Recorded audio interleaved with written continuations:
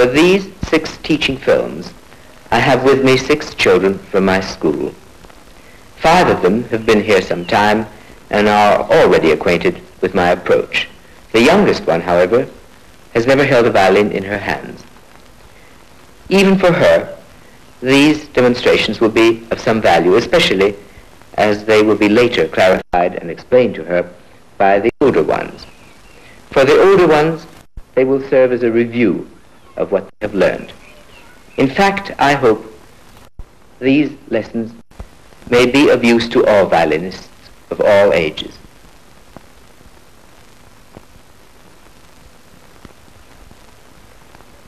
You all know this object. You have, I believe, spent many hours with it. I hope pleasant hours. It's worth the effort. First of all, it's a lovely thing as a companion, and it is even lovelier when it's made to sound. That is perhaps a little more complicated than it appears when a good violinist plays.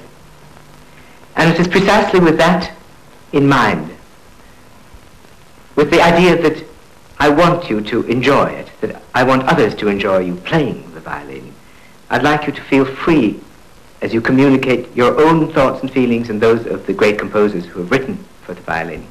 It's with that object in mind that I have prepared these lessons. It will demand a rigorous discipline and a very exacting, precise approach on your own parts.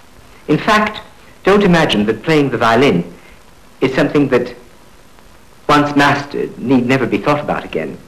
These lessons, I hope, will be concise and clear enough that they may enable you to return to the task, to the almost daily task, even as you get proficient. But always, of course, it will be easier with each day. My approach is based on a few basic principles. These will become clearer as the lessons themselves progress. At first they may appear not so clear, but I shall have to state them nonetheless at this point. We all know the principles, the basic principles that govern all technique. These are the economic use of energy, the smooth turnings between directions so that there is a continuity, the rounded corners, anticipation, which is extremely important, so as not to be taken by surprise, elasticity, strength, speed, and of course, a quiet breathing rhythm, which is not upset at any time. But we are concerned in how to achieve these. And I have been governed by 3 interlocking principles, as you will see in these lessons. The first one is to look upon violin playing in its 3-dimensional context and break it down into the motions in each dimension. There is, of course, the vertical against gravity, which is up and down. There is the directional, as when we walk or draw the bow across the strings. And there is the sideways motion. Each one of these, we develop and build our strength, our elasticity, our resilience in these. But then the second part comes in when we have to put them together again, because there is no single motion that occurs in one dimension alone. We put them together again into circles and ellipses to assure the smoothness of the technique. And finally, the third part, we have to build a sympathetic coordinating structure of motion in our whole body which will support even the smallest of these specific required motions. Now I would like to illustrate these with an example on the violin. This anticipates our lessons actually, but may serve to clarify your minds. Supposing I do this figure with the left hand.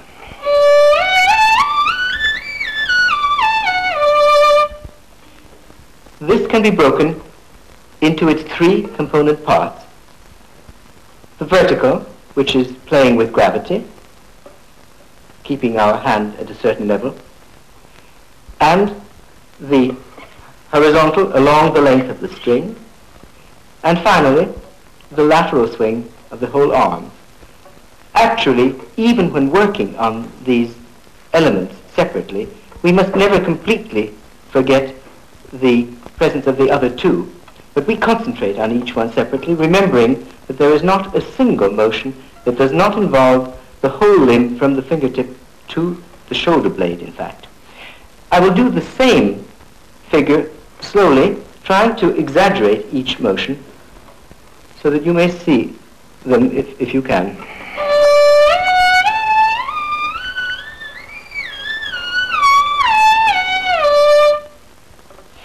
The very same principles apply to the right hand. If I play this simple stroke,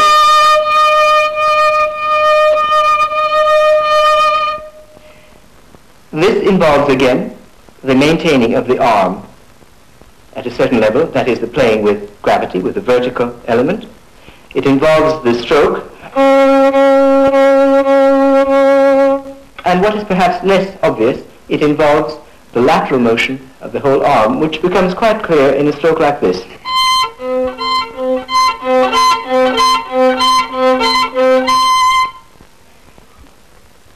These elements would not be complete even when put together, as we do into the circular and elliptical forms, without the third element, which is the supporting motion, the cooperating and coordinating motion of the whole body. This involves posture and elasticity. Now, posture involves elongation, that is, stretching, and balance. We all know that we can't balance a soft object. You can't balance a pillow. But you can balance a cane or an umbrella because they are long and straight. Now, the longer and straighter we are, the more finely balanced, the more delicately poised we are, the less energy we require to keep ourselves erect, and also the more subtle and rapid are our adjustments to imbalance. This depends as much on our feet as it does on our head. To begin with our feet, if we keep them together, as long as we are still, it's all right. But if we begin playing, we might easily fall off balance. If, however, we keep them too far apart, that's rather awkward and ungainly because we can't shift weight from one foot to another without jumping a bit. Whereas if we keep them approximately this distance apart, we have a good base, solid enough, and at the same time flexible enough, and we can move weight from one leg to the other. We can swing the body, we can swing the head, and we are always in balance. Now to go to the other extreme, to our head, which is most important in violin playing, but not only to think with, but simply as another part of our anatomy, a limb that has weight and that is very mobile and flexible. And unless we keep its flexibility, unless we keep the neck soft, we may get into trouble. Many violinists suffer from pains and stiffness and tension in the shoulders and neck. Its only function in violin playing is to touch the violin and sometimes lean slightly on it, pulling back, preventing the violin from falling away. Now, as to the general elasticity of the body, I would like to give you an example to prove how soft and floating the body should feel. We can start a motion in the arms from the body. That is not the way you would play it normally, though the body must always be prepared to prepare the motion of the limbs.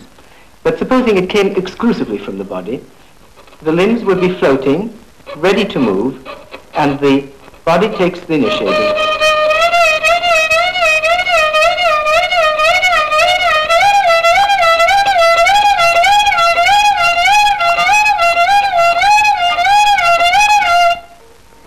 In this way, that should be the background feeling of the body. Obviously, when you will play, you will not make that kind of motion, though at times there are certain strokes that demand quite a wide swing of the body. Now I would like to put the violin aside and we will begin at the beginning, which means attuning our whole body before we can attune ourselves to the violin. Karen will demonstrate the first preparatory exercise, a combination exercise that normally would take, and I'm sure Karen spends at least 10 minutes on it every day. But now we are only interested in marking the principles. We begin in the crouched position, where the body is completely relaxed, leaning on itself on the floor, the head is hanging, the arms are on the ground, and we take a few deep breaths, and on an exhalation we straighten the legs, still leaning on the hands. A few more breaths, and on an inhalation we reach the standing position. Here we check our posture and see that the feet are parallel, that the arches of the feet are working, the knees straight, the back straight, stomach pulled in, back straight and pulled back, shoulders down, head up, and we bring the hands to the horizontal position, breathing and stretching at each point we make, as we do again in this upstretched position on our toes. Again, breathing, we bring the palms together. Now, at the 45-degree angle, we work the arms into the shoulder blades, stretching them out and letting them fall back. We do the same in the horizontal position, first rotating the arms, and then one shoulder after the other, coordinated with the head. While the one shoulder stretches, the other one falls back into the shoulder blade, and both together in circles, again coordinated with the head falling back and forth. Further head exercises, twisting, stretching back, forward, chin forward, chin back, and finally sideways in the Indian motion. And that is the first exercise. Thank you, Karen. And now Elizabeth will proceed with the second exercise, which already comes a little closer to playing the violin in that it is based on continuous rotation.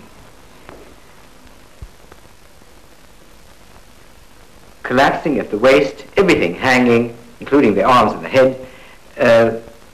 Nothing is moving until Elizabeth starts a gentle sway, which induces a passive rotation in the arms. This is continued and maintained as the arms have to be more and more carried, but the rotation does not stop, nor does the body sway stop. And gradually she comes into the violin playing position with both arms at approximately shoulder level. And the head too is participating in the motion, creating a kind of massaging, pleasant motion, which should bring us closer to a happy way of playing the violin.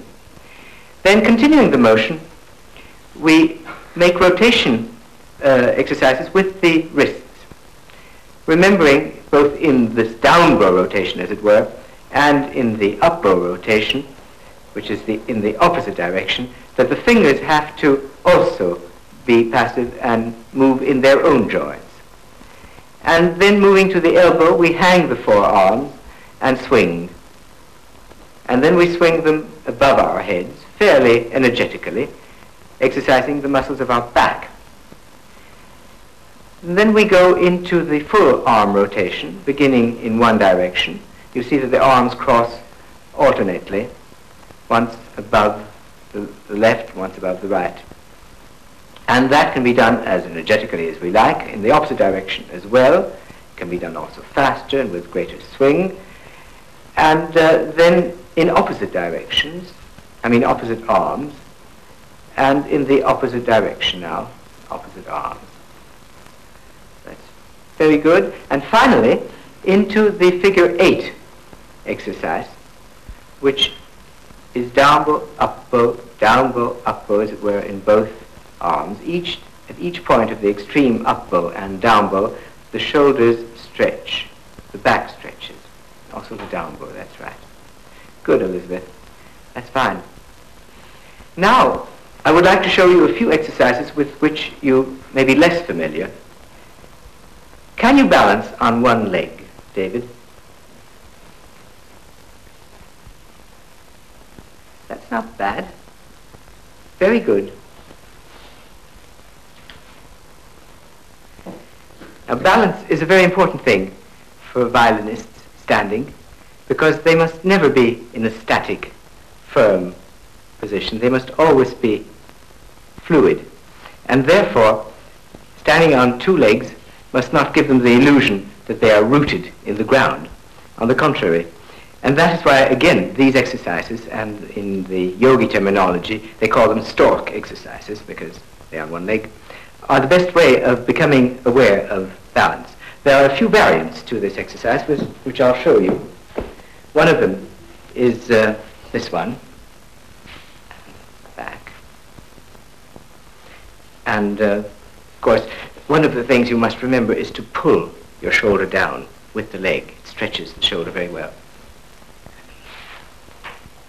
Back again. Right out. There is another exercise for people who stand a great deal, which is extremely useful. That is called the shoulder stand.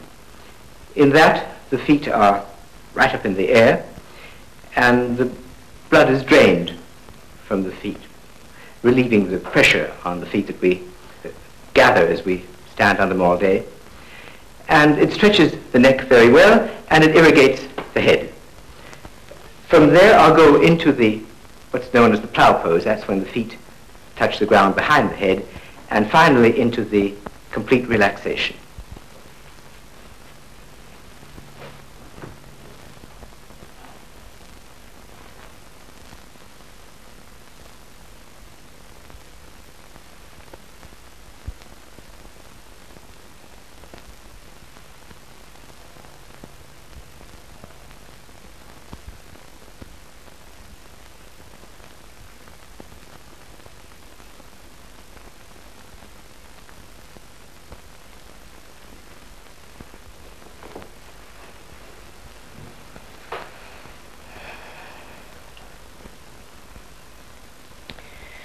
This well-earned relaxation is one of the most delightful states of being.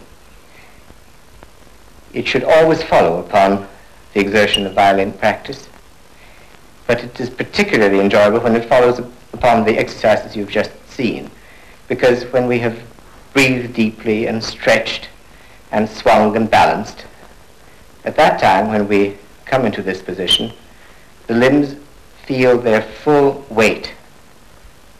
The arms and the head all lie on the ground as if they were glued to the ground.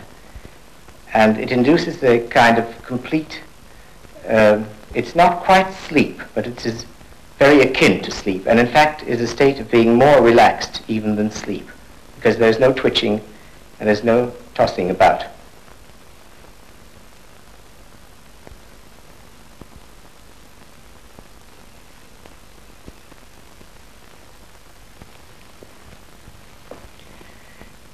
In this first film, we have considered and demonstrated various basic principles essential to violin playing.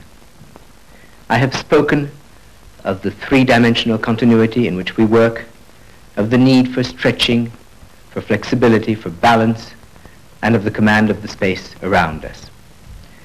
I have tried to evolve exercises which would imprint these principles upon our muscles, our body, our habits, so that subsequently, when we speak of the violin technique, we will be able to apply these principles to the smallest details of that technique. But it would be a mistake to assume that these principles are restricted to the technical and the physical, because these very same conceptions apply equally well to the mind and the heart. For we speak of stretching the mind, of maintaining the balance of our thoughts and of our feelings, so that we may be subtly reacting to the smallest influences around us. We must remember that we live in this three-dimensional continuum, and that our minds and our hearts operate in the same way as our bodies do.